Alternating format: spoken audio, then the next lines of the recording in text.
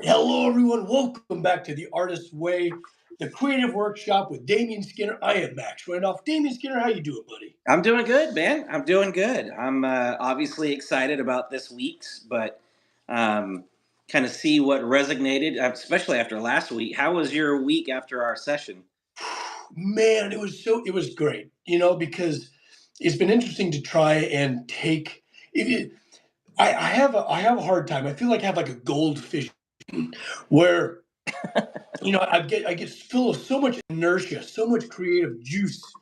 Yeah, And then I feel like then the next day I totally like amnesia. yeah, It takes a lot of self discipline for me to hold on to a feeling for more than one day. yeah, yeah. That's interesting, but that's also a really common part of the learning process. Like we learn, we're stimulated, it goes to a part of our brain, and then it kind of quietly assimilates over the next several days and weeks into our brain. So Right? but yeah, I think a lot of us feel that way. Do you hear that?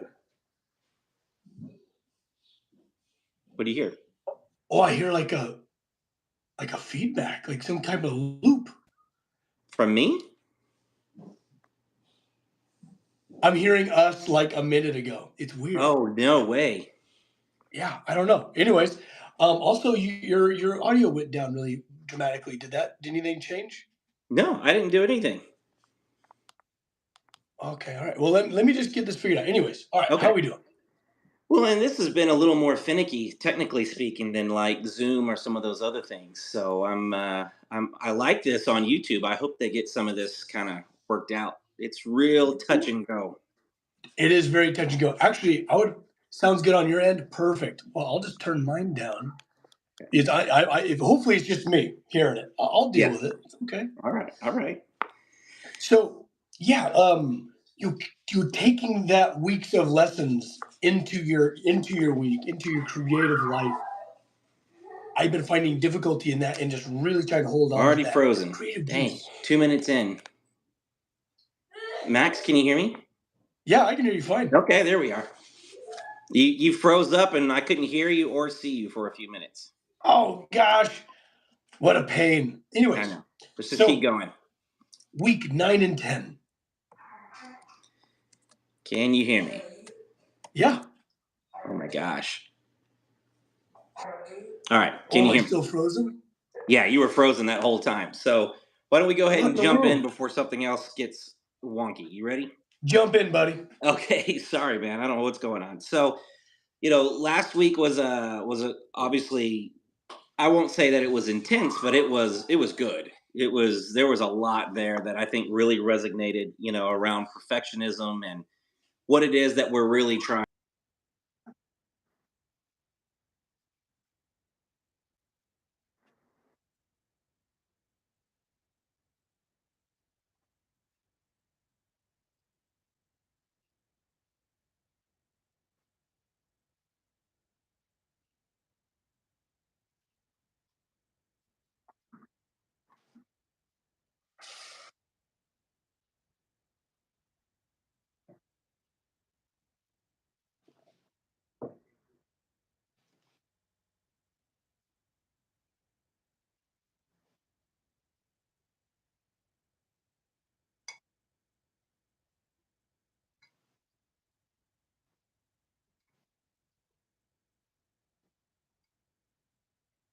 Mm.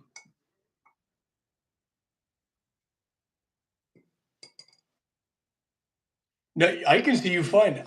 I think it's just a random thing. We just got to push through, buddy. Yeah, keep going, buddy.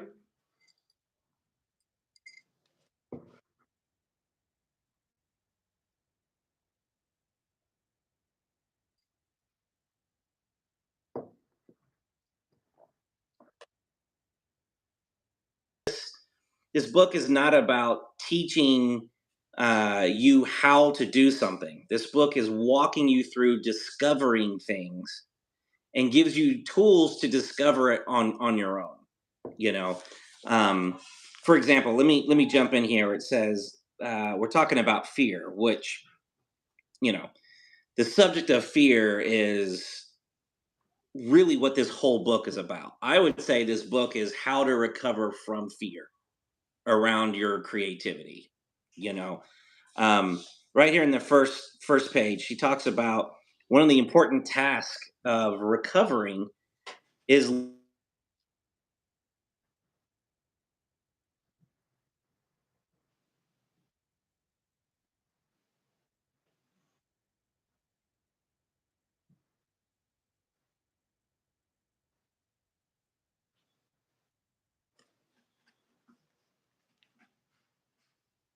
She talks about how being lazy is just an issue of having the wrong label. There's no such Mm. thing as someone that's a creative and is blocked. That's just lazy. That's just not something that's going on, you know. Well, and Damien, I dealt with, I mean, gosh, from my own perspective, dealing with that laziness label, that's a difficult one to outgrow.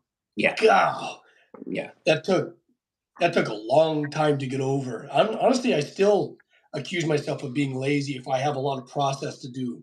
You right, know, right, like if I'm working on a piece and I need to like mentally cleanse after it's done, allowing myself to do that just for the process, just so that I'm nice and fresh the right, next piece that I make. right. Like getting over that's tough. Well, especially if talking about last week, in perfectionism, if there's still something going on where you feel the need to prove, number one, that day, as I said last week, that day's never coming. There's never going to be a day where you're like, ha, I proved to those people. It doesn't happen. Right. Um, but then what happens is once you finish something and you sit down, well, how long do I get to rest before I'm working again, or am I just being a lazy bastard? Right.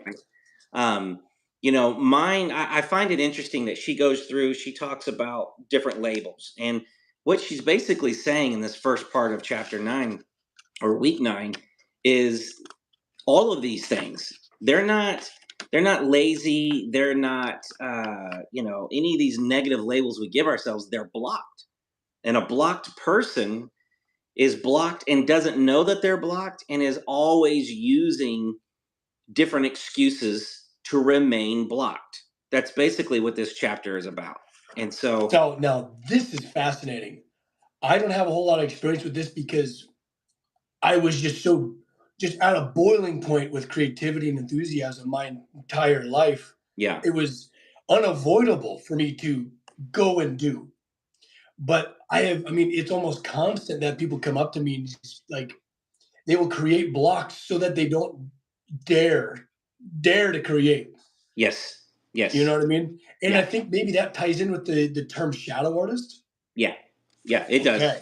Oh, yeah, it's all coming together. Yeah, Okay. you put it this way: a shadow artist has a lot of reasons why they are a shadow artist, and they can tell them to you. It's I don't have enough time. I don't have enough money. I have learning disabilities. I've got any kind of like. There's a bunch of them, and you guys know me well enough now. I always have to preface for my own soul. These are all real things that you have experienced. But after a while, it becomes the narrative in your mind as to why you're not creating. And, Mm. she talks about do not call the inability to start laziness, call it what it is. It's fear. The the inability to start is fear. The inability to finish is fear. The inability to have it finished and show it is fear. The inability to sit down and it's all fear. It's all fear. It's Um, true. so I love this. Here's a real root issue, and I will say these last couple of chapters get more into understanding why we've been doing things. Like this is a really exciting. We're gonna one of the assignments at the end of this chapter is to read your morning pages, which I've been telling everyone not to do, but there's a whole Right. exercise here. So one of the things that she always points out is unless you were raised in a really wonderful home, most of us experienced real frustration as young artists and as young people growing up. Parents, teachers, siblings, whatever. And Anybody today, anyone that's watching this now or in the future, if you even remotely consider yourself a creative or an artist, chances are very good that you had at some point you had to do that from a place of rebellion, from a place of, hey, get your mind out of the clouds, or from a place of, that's not very practical, or from a place of, hey, you're not really good at it, but you're better at this, you know. But Yeah. for us to be adults and be sitting here calling ourselves creatives, at some point there was a rebellious attitude that was necessary to step into that kind of a title. And go And it's ahead. brutal. Yeah. No one wants to rebel. No. You rebel because you literally have to, or you go crazy. Yes, that's right. So, And I mean, I'm really proud whenever I meet creative people, and as often, online or in person, they're both just as important. But when I meet other creatives that do creative ventures, yeah. I love how you just put to voice something that I have felt for a very long time is first of all kindred spirit, and Yeah. also it's pretty much meeting other rebels and how much bravery it takes to rebel. Yeah, yeah. I really love that you said that, because it is an issue of bravery. It is an issue of courage. You know, creating takes courage, and Yeah, I tell my kids all the time, it's not bravery if you're not scared. yeah. That's just a regular day. You have to be scared shitless in order to be brave. You know, um, so as we at some point, in without a doubt, had to rebel, typically against our parents. Here's something that she points out that really resonated with me. You had to rebel to be yourself.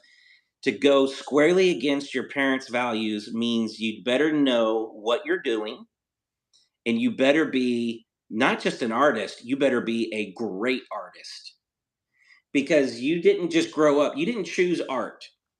You weren't sitting in a class and someone's like, all right, little Max, what are you going to be when you grow up? And you're like, I'm going to be a fireman. I'm going to be a this. It wasn't like that. Most of us that are creatives and artists today, we've had to fight to be that. Yeah. And that's part of the problem is when you fight to get somewhere, you don't know when to stop fighting. Like, you already conquered it. You got to take the armor off in order to hold it. Whoa, that's a wild thought. Like you just kind of blew my mind there, Damien. Cool. Yeah, you don't know if you're fighting so hard against some type of establishment or some type of narrative that you cannot make a living about, being a creative person, no matter what that means. Right. When do you stop fighting? Dude. And the answer most people would give you is never, Never. you know? Does And that tie in with perfectionism? say that again? Does that tie into the perfectionism? Like the Yes. Oh, absolutely. I mean, if you think about it, you are a punch drunk, battle hardened person that's fought so hard to stay alive, to get to this place, to, carve out your ability to do what you're doing. We're the last ones to ever know that we've arrived. We never ever know it. We just keep going. And what's sad is a lot of times people bring the same level of warfare into their art that it took for them to earn the right to be an artist, and then wow. they destroy their art with their warfare.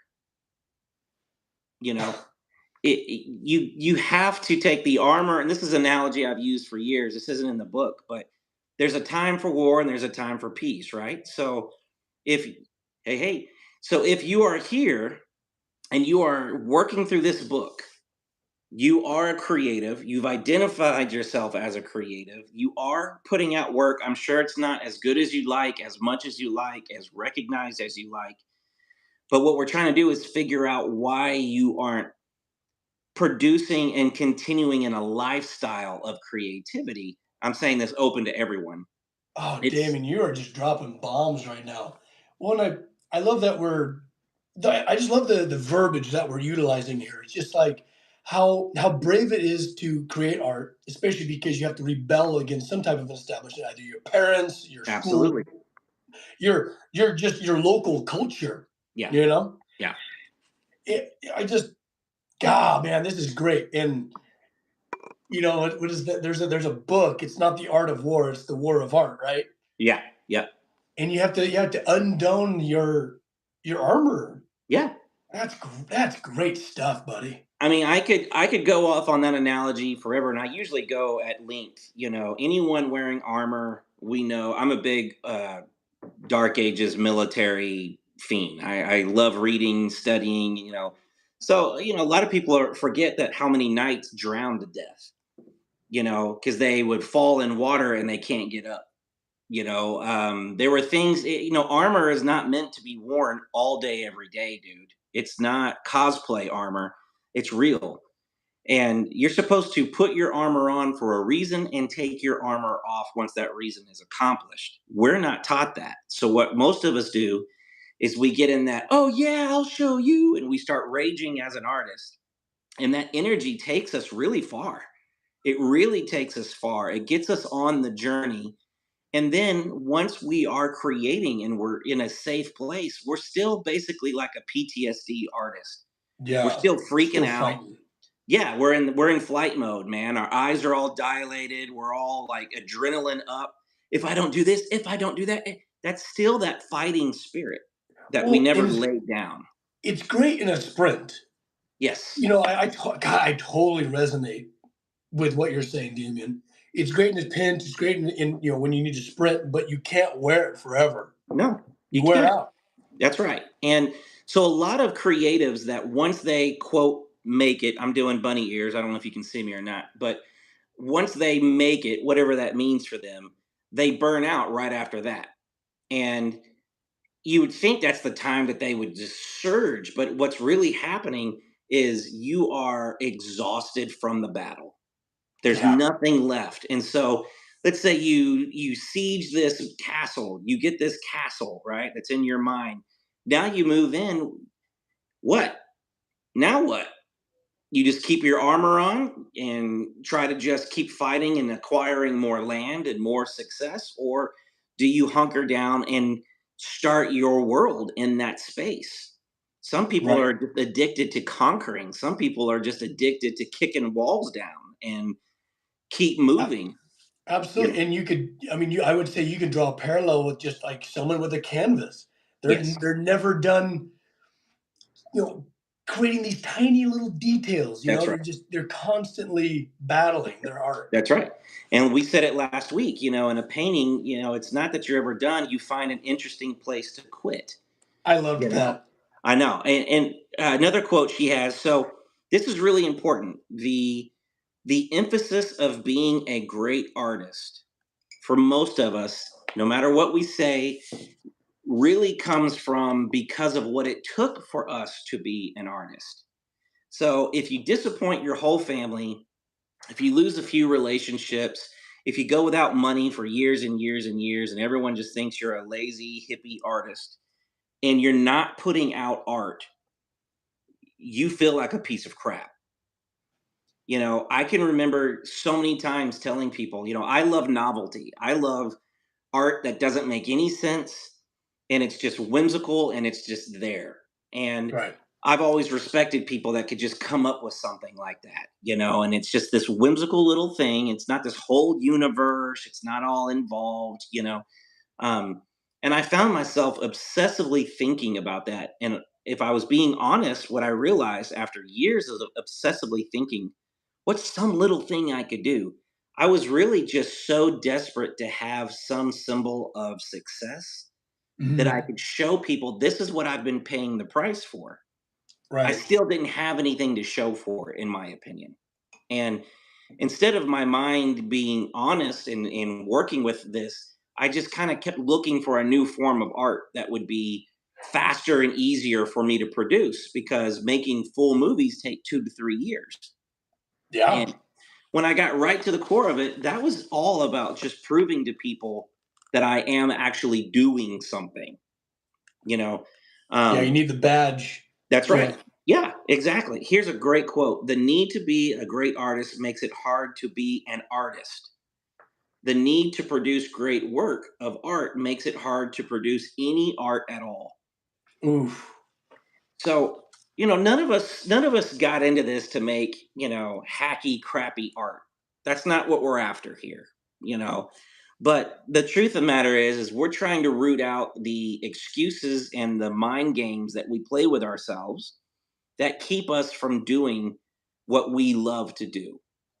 And, I really think that we could sum this book up in how to recover from fear around your art, and also, simply put, how to just show up.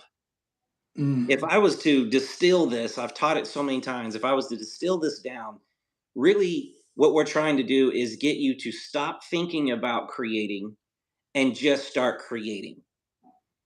It The amount of thought that goes into creating. Now, I don't mean thought like the gorgeous drawings on the back of the wall behind you. That is creating. I mean the amount of thought of should I, when should I, why should I not, the negotiating with ourselves, the I need to earn the right, all this stuff. If you would just had the ability to rip the band-aid and every day I'm going to show up and I'm going to sit down in front of a piece of canvas, that is the fastest way through all of this. Mm. But none of us really do that because the mental theater is so loud. Y- Yeah, because we only want to create masterpieces. That's right. That's right. Like, so if you're afraid, you're locked in, I can't just make something. It's got to be fucking awesome. Right. Well, that freezes 99% of us, you Very know. paralyzing. I Absolutely. experience it. I experience it all the time. Yeah. And well, the next way that you see that people do this is, and I'm guilty of this, I shouldn't say guilty, that's a heavy way of putting it. I definitely do this, is I can't just say, I want to paint something. I'm going to paint something, but that's going to be part of an anthology, like 50 pieces that I'm going to do over the next 10 years. And each one's going to have a QR code that if you scan it, there's a background story that will take you to a video link. And then there's a book and a coffee table. But There's all this lore. yeah, Yeah. dude. Yeah. And, I'm trying to go from zero to Tolkien in an Right. afternoon. Zero to Tolkien. Yeah. I I'm going to love write that. that down. you know um, so one of the things we do is we set just absolute impossible goals. Yeah. And I'm not saying we do it on purpose, like we think to ourselves, okay, I'm going to make a ridiculous goal so I can't make it. It's subconscious. It's I'm going to make this huge goal, and those huge goals create so much fear. You will never start. You will never ever start. Hobbit, Lord of the Rings, reference 101. If they knew what they were in for before they left, they never would have left. No way. I mean, just the two breakfast in the morning issue alone would have kept them from going anywhere, much less the dragons and the wizards and everything else. For sure. So, These are really good points, Damien. Dang it. Very good. Zero to um, Tolkien, right, yeah, I Grace? love that. Zero to Tolkien, baby. You got Um, that's a good one. So, a good way to get out of this, right? We need to identify when we are basically making excuses. But I don't want to say making excuses because that's insulting, and nobody Yes. just does that. What we really do is we listen to our old voices that provide us the excuse. So you're not sitting there going, all right, you know what? I don't want to do this because I made it too big. You don't think like that. You fall into old patterns of thinking, old narratives that tell you it has to be huge. Then when you develop it to a place where it's so huge you can't do it, your mind goes, see, you're just lazy. Right. And you're stuck in this weird, vicious cycle of just destroying yourself. So that's well and good to understand it, but how do we get out of that? How do we break out of that? Well, one of the things that she talks about that is awesome is enthusiasm. Now, I think most of us would call it, being positive, but she uses this word in particular because I think positive is one of the most overused and wrongly used terms of all time. Hmm. Positive is the direct polar opposite of something. It doesn't stand on its own.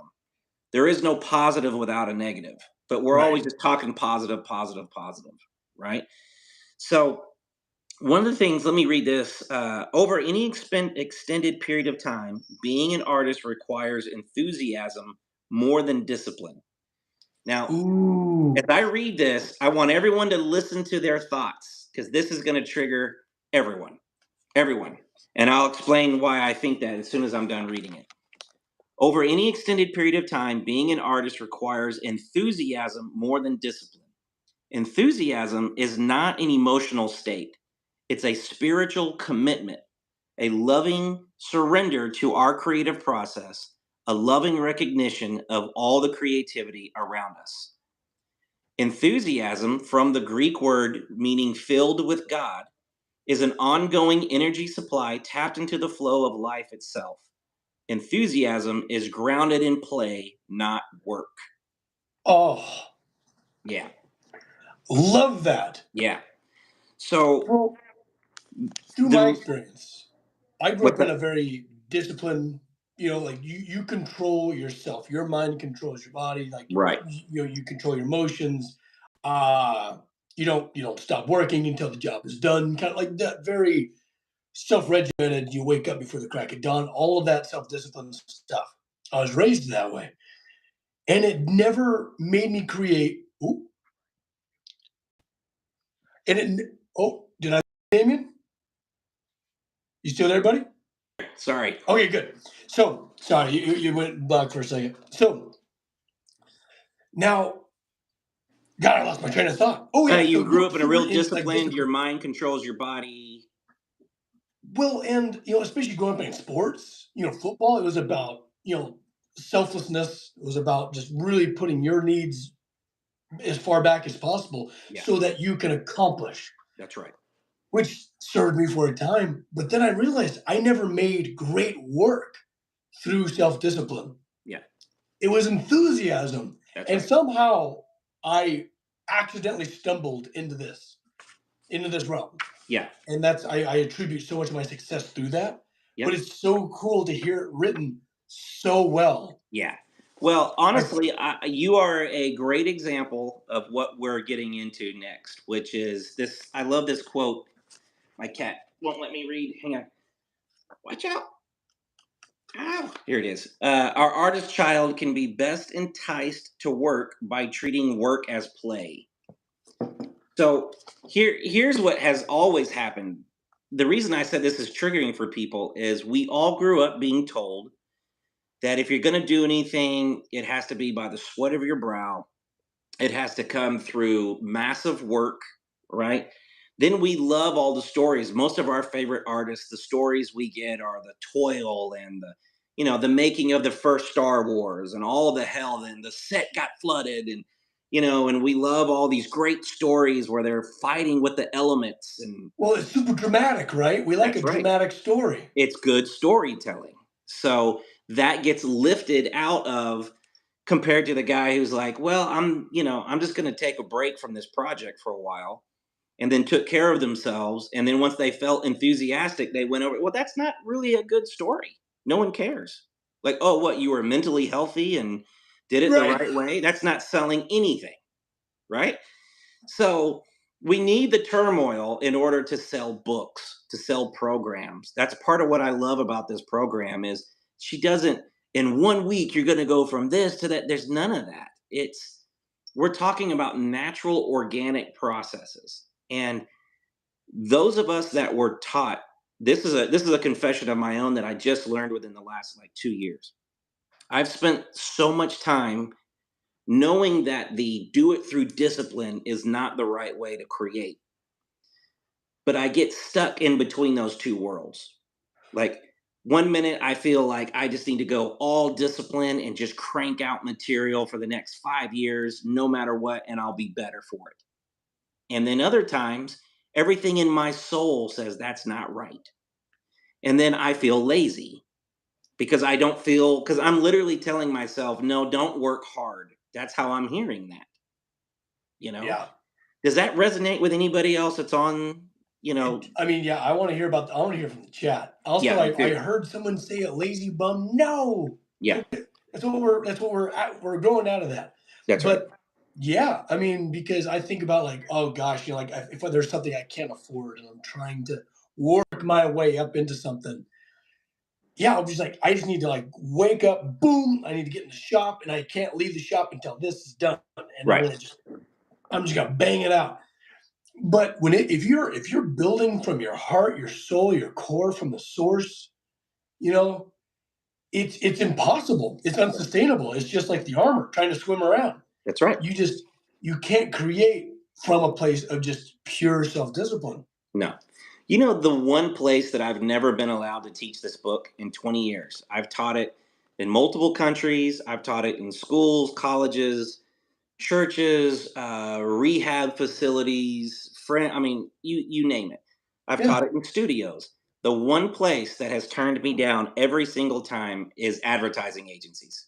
Oh, Yeah. that makes sense. Yes, because they require execution within time and within a budget. And we're talking about multiple layers under that. Of course, I believe anyone in that space would benefit from this. They would be able to create faster. But the truth of the matter is, most of us feel like we are avoiding being adults and we are not being responsible. So we're trying to be as responsible as possible in our creation. And it Ooh, ruins it. It just ruins it, man. I mean, it's everything that you're wanting to put into the world started from a sense of wonder and excitement and enthusiasm and play. yeah.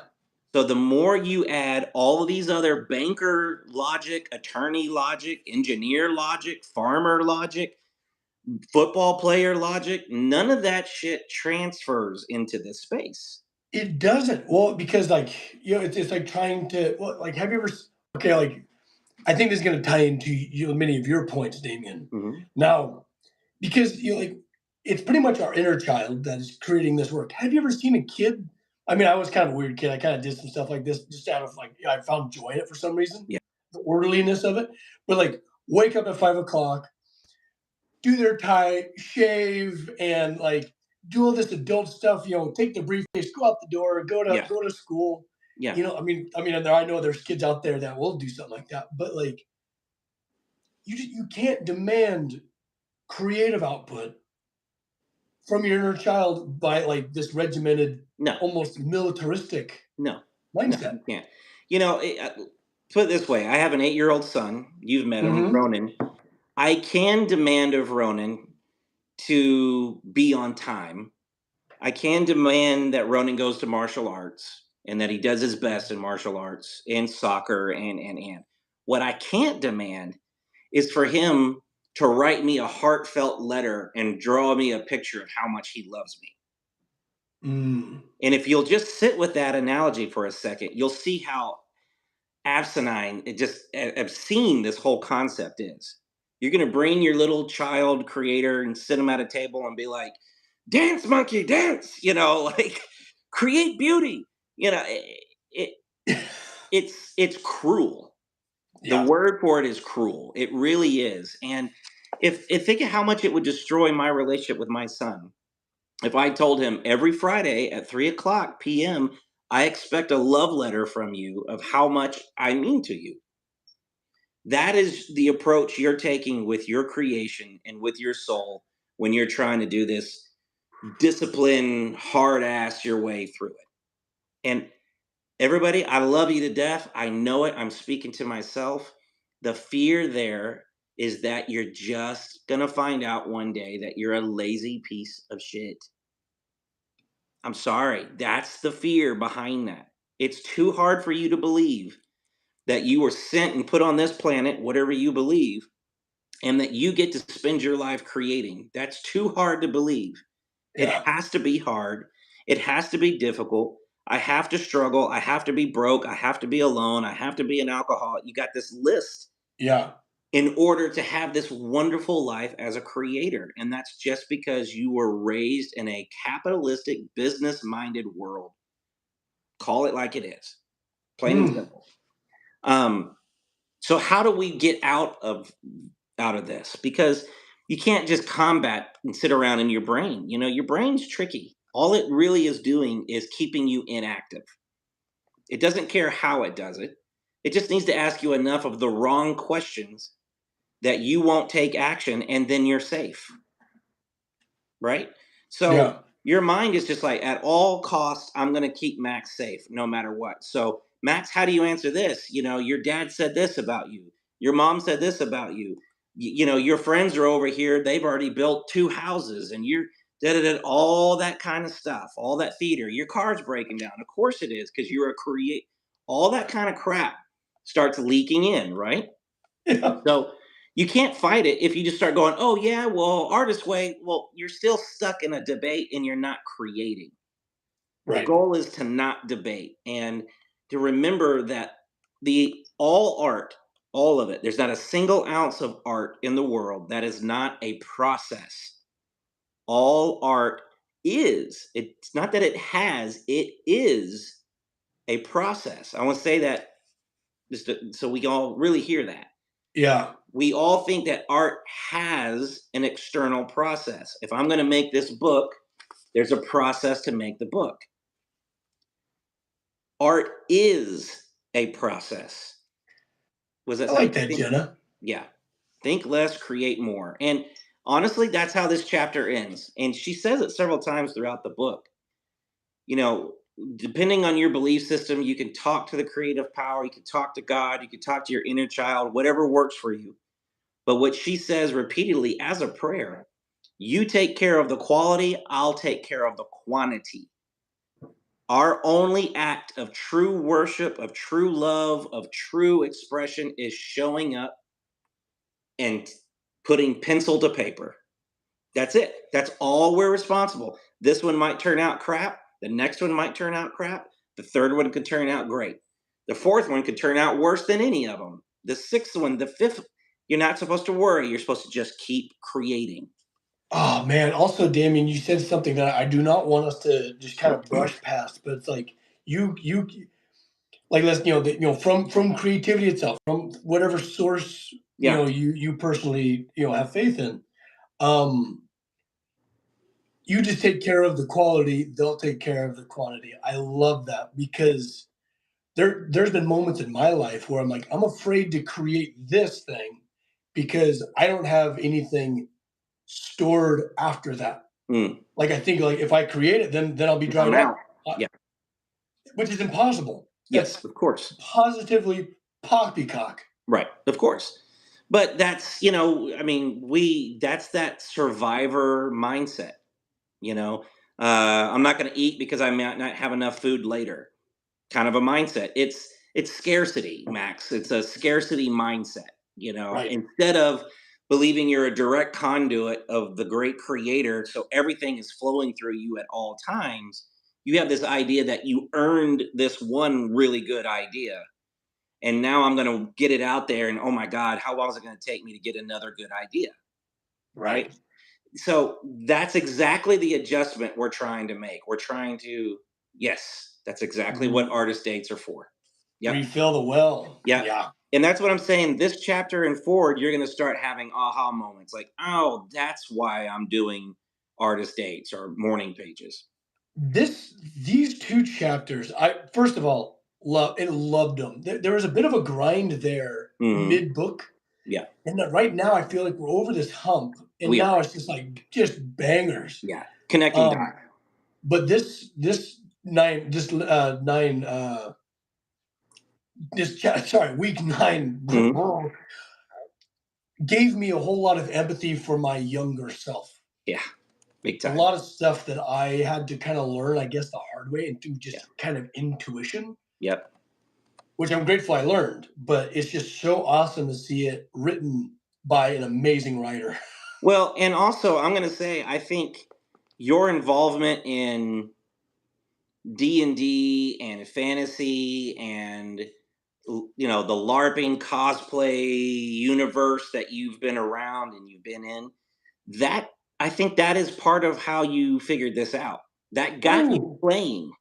You were playing, and creativity came from that, right? I love that. I think it was your personal interest in fantasy and D&D especially that allowed you to play. And then from that, you got visions and ideas and inspiration on how to create things. Is that true? I would say you're probably every bit of 80% spot on, man. Yeah. Yeah, 100%. That was Because you are an outlier, dude. I'm telling you, you're one of the few people I've met that grew up with that nose to the grindstone, disciplined work, and then learned how to play creatively. And the only thing I can oh, figure out is it's from your hobbies and your personal interest, you well, know? thanks, buddy. Yeah. So, one of the things that you got to do in order to move to the next step here, I lost my notes. Stand by. Choo, choo, choo. Where are my notes? Oh, they're there. So the next thing that we want to talk about is, we keep talking about work being play. Mm. I This is going to cost us a little bit of time, but I want to share this story. It's so powerful and it has helped so many people. There's a famous actor, you all would recognize him, but you probably don't know him by name. His name is Glenn Morshower. He's he always plays a general in movies and TV. He's that real rigid kind of asshole character, right? Yeah. Well, he was teaching an acting class. He's from Dallas, and he's real serious, and everyone's in there listening to this guy trying to figure out how to, because he works 24/7. I mean, he is just in everything. Long story short, he does a 2-day acting series and class and all that, and then he gives his secret weapon. And I'm going to give it to you guys, and it's not going to cost you an arm and a leg. To this day, every time he goes into an audition, he puts gummy bears in his ass crack. Okay, Let that sit with you for a second. Let that sit with what? you for a second. Yeah, you didn't see that coming. Uh, he will either put gummy bears in his ass crack, or he'll put them in between his toes, and then or both, depending on how nervous he is, right? And then he goes in and he auditions for people like Michael Bay, Steven Spielberg, and he's in there with gummy bears in his ass crack. He doesn't need And him afterwards, does he? the reason he does it is nobody has ever taken themselves too seriously with gummy bears in their ass crack. The reason I share this, I don't want any testimonials from anyone using this. I don't care. I don't want to hear it. But the reason that I use this is the problem here is that we're taking ourselves just too serious. Too serious. Well, It's yeah, because we too feel like we have serious. everything to lose, Right. right? Like, Right. So wow. if art is a process, art is a process. It does not have one. It is a process. What this man has figured out, and you can't argue that he's been extremely successful with gummy bears, is is he prepares. He doesn't like not read the script. He doesn't just show up and throw a pack of gummy bears in his underwear and go in and be like, I Like, got wait a it. minute, hold on. Yeah, yeah, exactly. Everyone's like, "Oh my god." No, he does all the work. He prepares. He drives there, and then on his way there, he buys some gummy bears. He doesn't buy them in bulk. He has a whole system so that he starts feeling silly the minute he's walking into a CVS or whatever to buy these. By the time he gets into the audition, he feels ridiculous. And he's thinking, if these people knew what I'm doing, they think I'm insane, and it gives him a superhuman edge. It makes him disconnect from outcomes. It makes him disconnect from fear of rejection. It makes him, yeah, very hardcore. It makes him basically, he feels untouchable because Wow. he walks in and there's Michael Bay. Anyone will tell you that's one of the rudest people that's ever worked in the industry. He'll go in and audition for this guy and laugh and joke. He doesn't care. And we all need to develop our gummy bear methodology. Like, the reason I brought up art as a process is the question I want to ask you guys is, where in your process can you put the gummy bear maneuver? Right. Where does the gummy bear go? That's right. Where does the gummy bear go? That'd be a Oh my great t-shirt. god. Dude, that is hysterical. I'm so glad you shared that. Yeah, it's I crazy.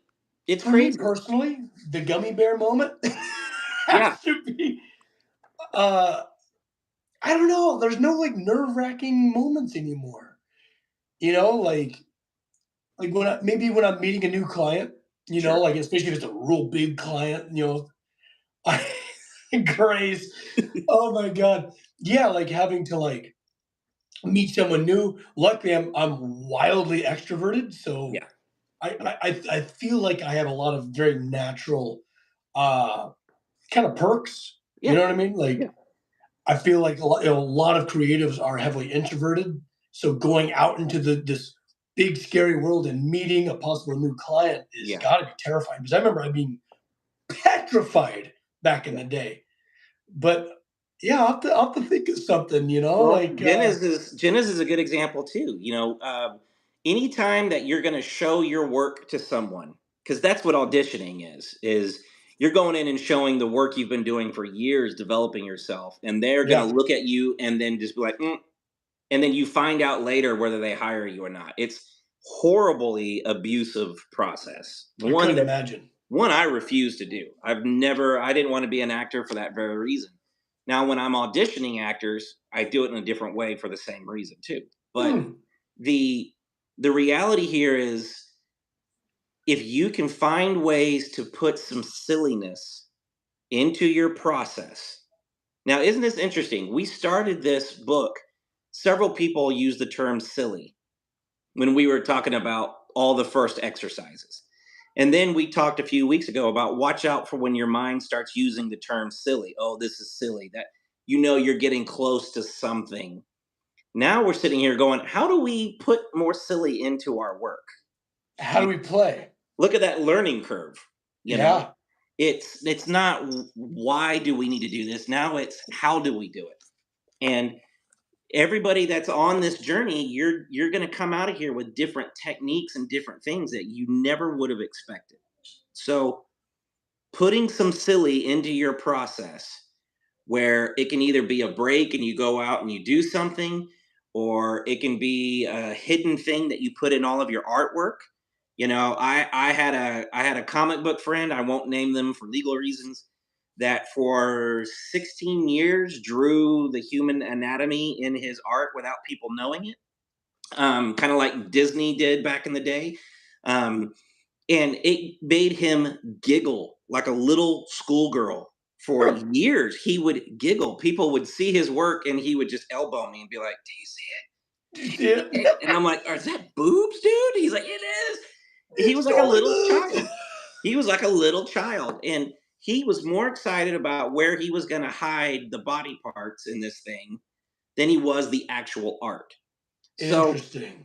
getting that enthusiasm, that fun, okay, this is fun. I'm going to hide something, or I'm going to try something, or I'm going to do a certain acid test with this to see what comes from it, that kind of stuff, Yeah. Well, and back to being, nurturing your inner child. That's a very childlike thing to do. which is what And we're after. also, one of the best things to have when you were a kid is a secret. Yeah. Yes. Or a secret, Oh, yeah. and you got it in your pocket, like Yeah. look, it was like no one in this meeting knows I got gummy bears in my butt cheeks. That's right. It's And for it's me to know, and I exciting. got a secret, That's right. and no one gets to know. That's right. And You I'm know, giggling, and they don't I've know had why. clients that when they present their work, they present it and the client oohs and ahs or whatever, and then they show them like a little hidden compartment on the side of the canvas. And you pull it out, and there's the paintbrush that they used. Like little ideas of, yes, it is. It's a real wholesome, childlike way to approach, because every form of art has been industrialized and turned into an industry. Yeah. But we can't be successful in those industries by acting as industrial people. We have to act as children playing. Oh, Damien, I love this. Yeah, man. So one thing I hide in all my work is both the number sequence 1369 all throughout, but Ooh, especially cool. the Fibonacci sequence. Yes, It's yes. one of my favorite things to do because it's having the act of having a secret. Not so I don't like I'm a notoriously terrible liar because like I said, I get the memory of a goldfish. I never Right. know who knows You can't keep what's up with going your on. lies. So I'm never dishonest, but it's fun to have a secret. Yes. Yes, it is. Ooh, a little And secret language you get to develop, you know? yeah. Now, because my world in art is filmmaking, I use a lot of director references and stuff. But, one of the things that's cool is when you look at different directors' journals and their books of them doodling while they were writing one script. And then 10 years later, they wrote a script around what they were doodling in that previous notebook. Like, it links. The playing is like monkey bars. Once you just get to playing, you kind of go from project to project to project. And look, I hate to be so obvious, but going back to your old fear of what if this is my last project? Imagine a kid swinging on monkey bars, but he has that fear every single time. You Right. know, there's no momentum. He's not going Yeah. anywhere. You know, um, one of the things that I wanted to get into, we're quickly running out of time, and we're still in the first of the two chapters. But I wanted to get this one part. She talks, and I encourage everyone, like I always do, to please read these chapters. Don't just watch this, but read these chapters. On page 154, she talks about creative U-turns. And Mm. even if we spend the rest of our time only talking about this and we have to pick up that last part, we can figure out how to do that. But the the issue that creative U-turns is, I would say, probably one of the biggest creative wounds that most of us carry. So a creative U-turn, let me know if you've ever done this.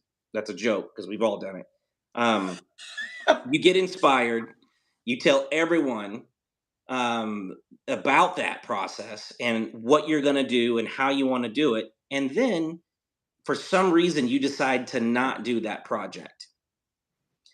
And that she talks about how that carries two things. One, that carries the fear that you had of doing the original project, and then it carries the bad response you had to that fear.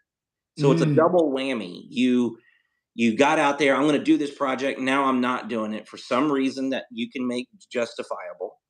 But Yeah. now you feel like such a loser because you did that. And if that has ever happened to anyone, maybe I'm the only one, maybe I'm crazy, but the need to recover from that is important. It's Yeah. very embarrassing. It's shame. The word we're all going to need to use is shame. It creates shame. It induces shame. And you can't just outwork that. You can't go, well, you know what? I'm going to show those people by making something else. Now you're into another I'll show them, Right. falsehood. So this chapter really, she does a great job going through and explaining how you work through these, what she calls creative U-turns. You know, And from that section right there, I actually I had to highlight this quote. May I? yeah, please. A successful creative career is always built on successful creative failures. Right. That was just pow to me. I mean, I loved that so much, and Yeah. it's something that I like to teach my apprentices as they learn, as they're trying to develop this skill that is difficult to learn, steep learning curve. It's like I always tell them there's no such thing as wasted time. Yeah. Like if all of a sudden you have an experiment in mind, do it. Yeah. Even if it's a just blows up in your face. Right. At least you learned something. Yeah. You just keep doing. Show up for yourself and do. That's right. I loved Well, that and so much. I had to that's say it. no, please, Max. That's mirroring the point that we were just talking about, where our job is to show up and handle the volume. Just keep making, keep making, keep making. The quality of it comes through us, Yeah. And I mean, it's such common sense. We've seen it now from TED Talks to Harvard Business Reviews, everywhere. Everybody has a set amount of failures in them. The faster you get through them, the faster they're behind you. So, the I love screenwriting that. world, everybody's mantra is everybody's got 100 horrible scripts in them. Get them out. Get them out. Just That knock them doesn't out, mean you're going right? to write 100 scripts that suck. That means you might write 10 that suck and then one's amazing. And then this is an organic process. It's not this, you know. Um, and I feel that a lot of us don't allow ourselves to experiment because we feel like we have to finish everything. And then if we don't finish, we're down on ourselves and we're lazy and I am not consistent and we spiral out. So this whole chapter is approaching that toxic logic from multiple directions, you know. Um Here's a great quote that she says that as your artist parent, you are your own inner child parent. As your artist parent, it falls to you to convince your artist that it's safe to come out and work and play. So if and I do feel like I should probably end on this point here, and then we'll talk about the task. Um, if Let me make sure I say this the right way because if you are constantly looking for a reason to not create, you're going to find it. You Oh, ha- you have to create in spite of everything, and you have to be able to make yourself feel safe to do that.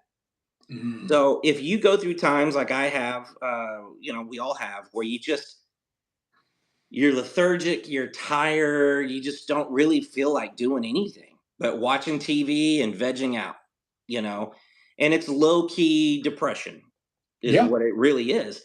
When you get there, instead of arguing and beating yourself up for not producing, you can get to the place where you can start creating moments where you feel a little bit of excitement to create. You know, Ooh, um, for me, it takes so much time to do what I love the most, filmmaking, and it takes a lot of people and it takes a crap ton of money. So I started making little movies and things with my phone years ago with my kids, and it kept me excited about filmmaking. It kept me excited about storytelling. Instead of writing feature scripts, I started writing little short stories every day. You know, that nice. got me excited. And so, what I wanted to kind of wrap this in a bow a little bit is if you're not having fun, it's because of how you're approaching it. Creating is the funnest thing that we get to do. If you don't believe me, and I'm not trying to be crass, I'm not being ridiculous. Creation is so fun that when we create another human, it's literally one of the funnest things you can do on this planet. Creation is meant to be exciting and fun and brings the life of the excitement into the creation. So if Mm, you aren't feeling lively, it's your job to find things to make you feel lively, which would be smaller samples of what you do when you're feeling really jazzed. Does that make sense? You know, absolutely. Baby steps. that's right. Just small little projects that you don't even have to finish. Go in the garage, tape some crap together, come up with a few things, some cardboard, get back to the doodling. Remember doodling where you just kind of walk around and bang crap together until you made something? Absolutely. And well, that also touches to the point of not being so attached to an outcome. That's right. Not being a perfectionist. Whenever you are quote unquote doodling, and doodling can look like anything. It could be me building a quick little model for my D&D, or I can, fix a tool. Yeah. Honestly, one of my biggest one thing that really helps me get out of a rut, like one of those really deep, depressive, lethargic ruts, is I'll go in and I'll like take one of my calipers apart and clean it up. Mm, Just get in the shop and work with my hands. yeah. Yep. That'll usually they'll spark me up. Yep. Next thing you know, you got this idea and you're working on this. And yeah. Yep. Um, for me, being largely a digital kind of guy in a digital world, I will say like things like AI Yeah, that I can sit down and put a few prompts in there and see my ideas. That oh my god, and whether the argument about AI being art and what it's going to do, and I don't care. I don't even think about any of that. To me, it's a tool to spark my own creativity because for it's sure. it's really hard to not be able to get your visual out, and hold on to a visual until you get to shoot it 2 or 3 years later. That's really difficult. Now I have AI where I can go in, tell it the exact lens that I want, the movie reference look that I want, the shot, the actor, and get a still and soon a video of that thing. That's Next thing you know, crazy. I'm sitting down and just writing. I mean, there's smoke coming off my keyboard after I Right. do something like that. I need to implement Chat GPT. What do you use? What tools do you use? Just real So quick. I use Midjourney, I use Dolly E, and then I use Chat GPT. Um, I'm really big into all of it, so I dabble with a lot of different tools. But Midjourney, visually speaking, is just so cool. And in my work life, I've already closed multiple new clients because I'm able to show them ideas of what I want to do before I couldn't. They couldn't I just pay for me to get the previs. I just know that it's just there's so many helpful ways to utilize it. And I want to start utilizing it. And just some of my like if I have a question, just an internal Yeah. question, because sometimes it's helpful to just bounce it off another creative. Yep. Just like I just need to hear this out loud. Could you listen for a second? Yeah. And just Yeah. Well, one of and the things you almost be able would, to be that a proxy. yeah. Well, what you would really love is in Chat GPT and some of the other ones, you can ask them a question as if they were Walt Disney or as if they were somebody from history. And what it does is it references all of the known content online and it responds to you. So I've done things with my nonprofit where I asked Walt Disney and Dr. Seuss for advice around some of my storytelling, and I got it. And I got Wow, really good information. I was like, of course. The problem was I wasn't asking kids for help. I was telling kids. I got that from Chat GPT, you know. crazy. So yeah, don't get me going on that, man. Anybody wants to talk about that, blow me up on Discord because I can go off on that. But the the idea of this week's chapter really is understand the laziness, start working really hard and be vigilant to label things properly. All right. If you don't want to get up and start, it's not because you're lazy, it's because you're scared, you're fearful. Mm, Just start labeling that properly and you'll get better at it. But as long as you're using the wrong label, it's part of the smoke and mirrors. You can't ever even fix the problem, right. right? This is something I have to deal with a lot of. I accuse myself of being lazy a lot. Yes. Yeah. Um, I don't know what this is, but the more a creative produces work, the more I find that they refer to themselves as lazy.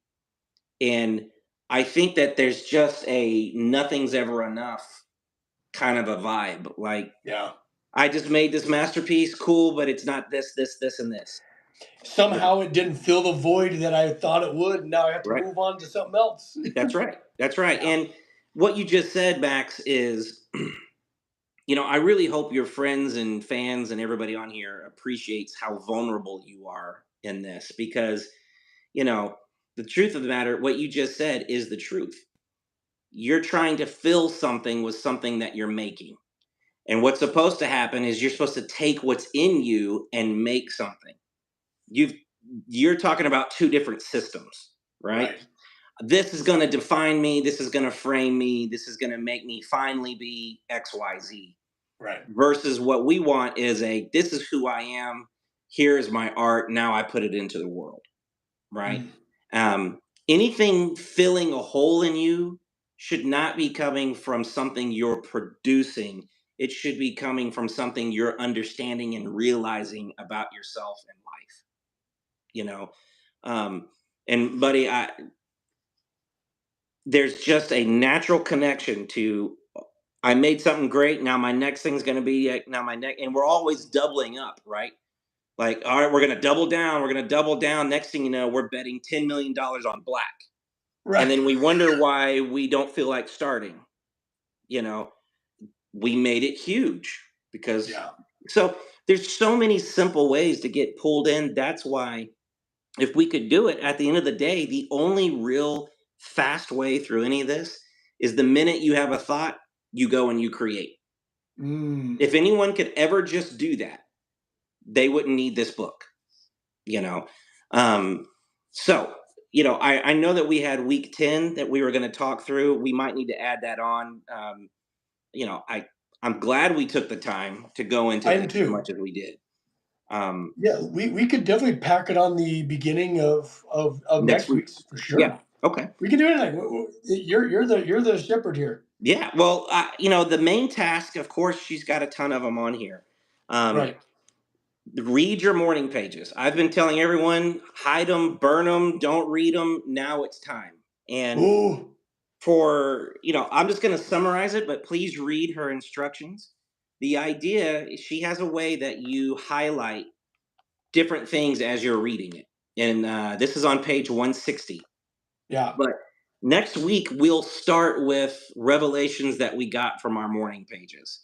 Um, I'm just begging everyone to do this. If you have to choose this week, do this one. And then if you don't have time, I would earmark her other exercise, which is creative U-turns on page 161. I have used this so many times. She has a process of walking through real quick and then finding some of the U-turns that you can actually go back and finish. Mm. And you talk about a wonderful healing experience when you're able to reclaim, that's a term I use a lot, reclaim a project that you messed up or you killed or you sabotaged, whatever you did, you know. There's already one I'm thinking about. Is there? Okay. Yeah. So make sure you take a look at this process. Okay. But, you know, next week we're going to get into some things like workaholics and what that's about and how that works. I do want to leave you guys with a saying, a quote from next week, because I was so excited to share it tonight. Fame is really a shortcut for self approval. And that's what we're going to be talking about next week is those of us that really just want to be seen and we think art is what's going to cause that. That's an issue of self-love and self-approval. And unfortunately, those are the people that we see get completely obliterated once they get an ounce of fame. They just spin off the planet. And so we'll get into that next week, but we'll start by talking about our morning pages. Okay. Hopefully I can read them. Yeah. Yeah, well, that's true. I couldn't read tons of mine. And it was usually so many cuss words. There was only maybe like 3 or 4 meaningful words on the whole page. So, yeah. Love it. Yeah. Well, dude, this is amazing. I feel like I'm learning a lot about myself. I hope you guys are too, like thanks for taking this wild and make sure my bookmarks in there. Yeah, oh, yeah. This amazing journey together. Like this has been wild. Yeah. Is it anywhere close to what you thought it was going to be when we started? I had no idea what to expect. Yeah. Which I'm glad. I'm glad I didn't put any expectations on it. Yeah. That's hilarious. Yeah, I've seen people create whole new signatures during their morning pages. Just Well, 3 it's so pages of infrequent. Signatures. It's so infrequent, that you write. Yeah. It's like, what the heck? Yeah. I'd like relearn almost. That has to be one of the greatest. Is that her last name? Grace Swordfern? Oh yeah, and Grace does amazing art, Right on. jewelry. That's an amazing last name. Yeah. Very cool. Well, I appreciate everyone being here. I didn't really get a chance to read many of the comments because I'm having so many technical things. So It's a little janky, the live on YouTube. It's a little delicate, but yeah, it's okay. yeah, You know, we'll get there, man. We'll get through we'll it. get there. All right, buddy. Well, I love you Hey, guys. Thank you so much for being here, and I will see you next week. love you all. Take care, everybody. Bye Fill your bye. cups. I love that. Fill your cups.